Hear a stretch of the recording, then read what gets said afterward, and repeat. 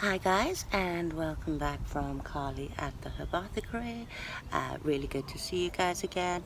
If you're new to the channel or like the videos, please show your support by hitting like and subscribe down below.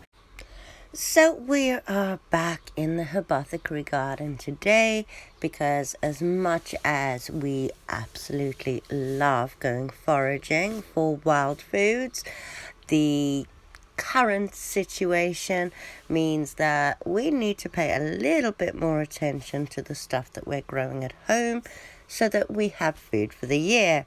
I'm not sure about anybody else, but I sure know that our weekly shop price has almost quadrupled, well, at least tripled anyway.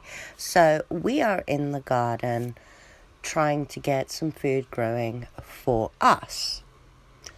As many of you know, we do eat predominantly green. Don't get me wrong, we're not vegetarian.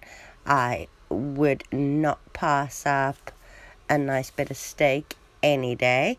However, it is important at this time to have some food growing in your garden that you can use and eat, and my kids all pick at everything. Now, you all know that nettles are a big thing in our house. We love nettle stew.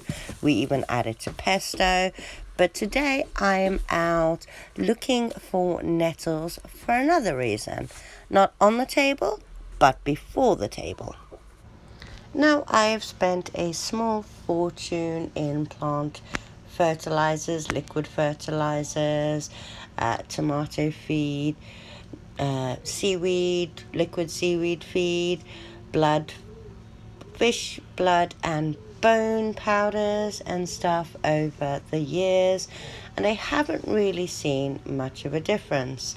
So this year I thought I'd sacrifice some of the nettles that would normally go in our food and make the nettle fertilizer tea. And yes, it is really stinky, but you've got to see the difference it makes.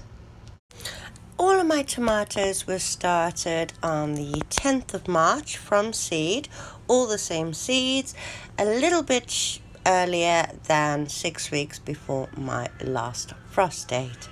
These 4 in the back were all fed once a week with the nettle fertilizer, and as you can see, this one is maybe just a 1.5 foot tall, where the others are almost pushing 3 foot and already flowering. I've also got some cucumbers, some loofahs and stuff in there, and they're benefiting too. So I am out making a new batch as I'm almost finished the last lot that I made when the nettles first came up. So I managed to collect about half a bucket of nettles. As anyone who knows me knows, I do have a wild section at the back of the garden that is less accessible rather to my little guy, as he has no qualms just running straight into a patch of nettles. And then, well, anyone who's messed with nettles knows what happens then. But so these are in their play area, so I do chop these down. So I've given them a bit of a chop for more surface area, and I've only got one bucket full of, or one watering can full of rainwater that I harvested, well, that I poured from the water collector. Now we are due a big rain tonight, so I'm only going to use this one bottle as it is quite sunny today and I don't want them drying out before the rain gets them. So what I will do is submerge these, and then I will leave the lid open tonight and let them collect as much fresh rainwater as they can. At which point I will pop a lid of some sort on it just to keep further rainwater or pests or anything out of it, and hopefully to help it not, well, so we won't be able to smell it so much. So I'll be hiding that in the back of my greenhouse so nobody can get to that and take a sip. And then by then, hopefully I will be able to fill another jar like this. This one probably won't last the 2 weeks that it's going to take, at least for the other one to become its fertilizer tea. And then I will be using 1 part of the tea to 10 parts of water. So in my 6-litre container, I'll probably use about 50 mils and then just top it up with water. Now, we did have that beautiful rain that I was talking about, and I did some research while I was stuck indoors, and I came across a version of this plant fertilizer that doesn't stink so much. As you can see, as a result of last week's hand pollination, we do finally have some baby tomatoes coming along. And I also have the first female flower or fruiting flower on what is either a loofah or a cucumber. Again, I'm just guessing from the shape of the section at the base of the flower. Unfortunately, as I had everything in the conservatory, as the greenhouse wasn't ready, and it appears that people thought it would be funny to remove my labels. So while it was raining, I did some research, and like I said, another version of this fertilizer that apparently doesn't stink. This involves fermenting the nettle leaves first of all, I believe. So we did, like I said, have that beautiful rain, and it carried on till this morning. So this was the perfect time to go out and find some more nettles, as I'd exhausted what I had in my front garden, which I was happy to pick. I did go and raid my brother's garden today just to try this out. So we will be starting the process today, and then I will be separating out 2 of those tomato plants, and I will be using this fertilizer on them when it's ready. But I think because of the time it's going to take, what I will actually do is that smaller one that I showed you that hadn't had the nettle fertilizer. I have another one exactly the same that was planted. These were supposed to be going in my brother's garden, and I just hadn't got around to fertilizing them yet. So I'm going to see how many nettles we can get today, try this fermentation process, and then what I will do is water one of those with the standard nettle tea and one of them with this new fermented tea. And in the next video, when we have a walk around the garden, we'll see if that has made any difference whatsoever. But according to my research, this process does actually bring out more of the nutrients and the vitamins and the minerals that help the plants grow so well, as you can see with those big tomato plants that, as I said, I'll be picking fruit from them soon enough. I actually got this information after watching an interview with Nigel Palmer, the author of the Regenerative Grower's Guide to Garden Amendments, and figured I've got nothing to lose, so why not give it a go. So into the Herbothecary kitchen we go, and our first job is to weigh our plant matter. So pop your bowl down and do not forget to tar it, or you'll only be getting the weight with the bowl as well. So I have been finely chopping the nettle leaves as I go along. Again, as I did with the tea, it's just to increase the surface area, but it also helps fit more in our jar. So I'm going to weigh these all up and see what we managed to find. Unfortunately, it appears that it had been mowed yesterday, so I'm not sure how much we'll get. So that's all our nettles in, and it looks like we have around 48 grams of plant matter.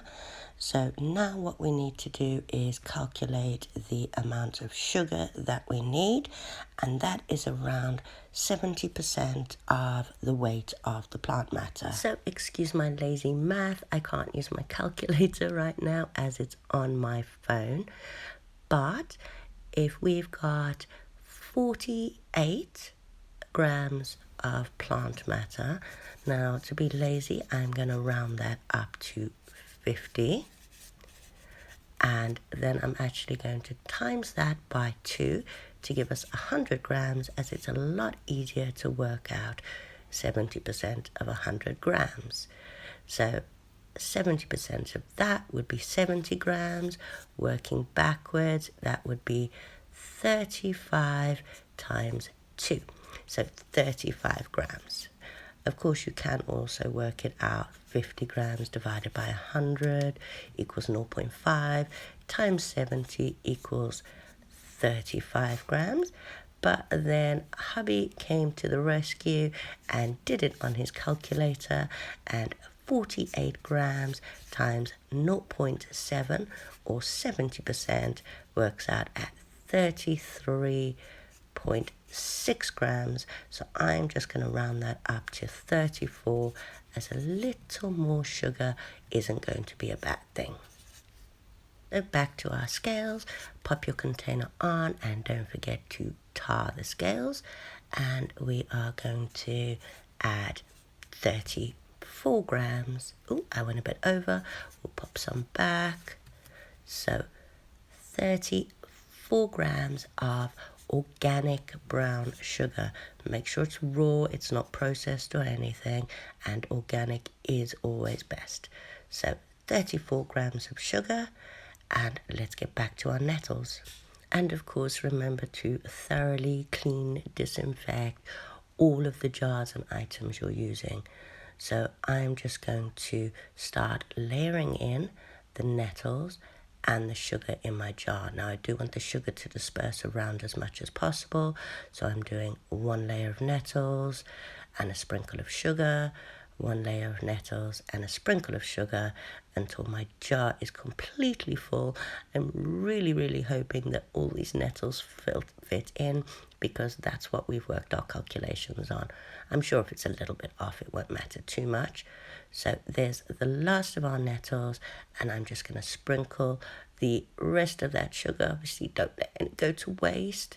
Plus, I don't want anyone putting their hands on the counter and getting stung. So that's the last of our sugar in. And now for the final process, we actually want to weigh this down so that all of those nettles are being squashed into the sugar. So I'm going to take this lid off, as we won't be sealing it tight. We do want the air to be able to circulate, I guess, come in, come out. Oh, I hate these things, they're so awkward. So we're just going to take these bits off. Obviously, it's probably best to do that first. Top that up, push everything down, and now, as I said, I've thoroughly washed and sterilized a lid. You could use a rock or anything to keep these down, but I've got this big heavy weight that's just stuck to it. And now the final, well, almost the final process is we want to cover this up, but we don't want it to be sealed tight, as I said. So I've just got a couple of sheets of this gauze that I usually use for filtering, and I'm just going to pop that on top and secure it in place with an elastic band.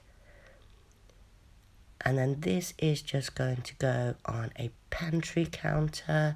I believe they said up to a week is normally fine, so I shall check back in a week, and then in our next video we will be filtering it out and using it on the plants, and then in the following video we'll be looking at the results.